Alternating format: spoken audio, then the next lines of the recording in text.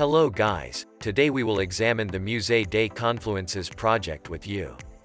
Don't forget to subscribe to my channel. Let's move on to the video.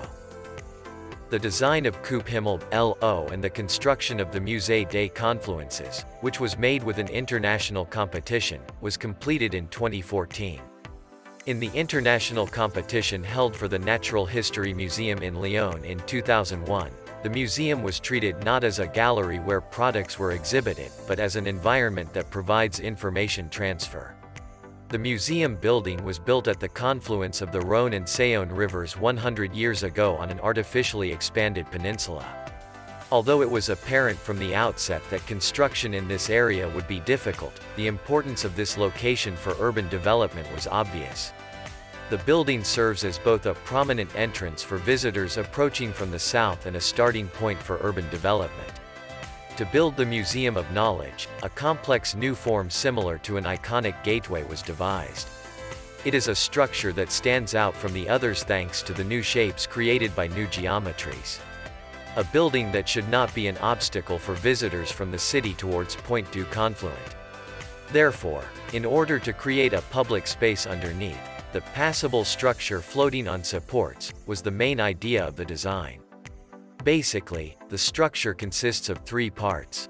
In the building, which is located on a slightly raised floor, two auditoriums with 327 and 122 people and educational workspaces that can be used by the surrounding schools are located next to the warehouses and workshops for exhibitions.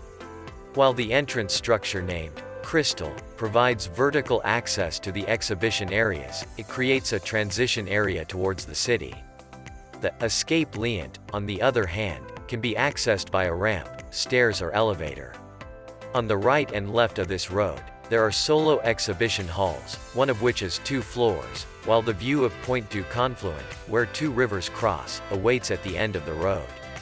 The steel structure designed like a bridge made it possible to create column-free exhibition spaces.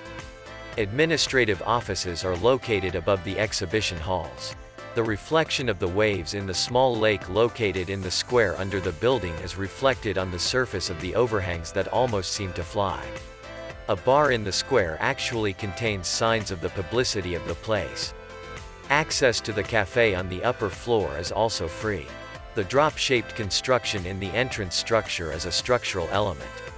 Its form was created with reference to the turbulent flow that occurs at the intersection of 2 rivers. Thus, the weight of the steel structure of the entrance building has been reduced by 1/3, together with the gravity.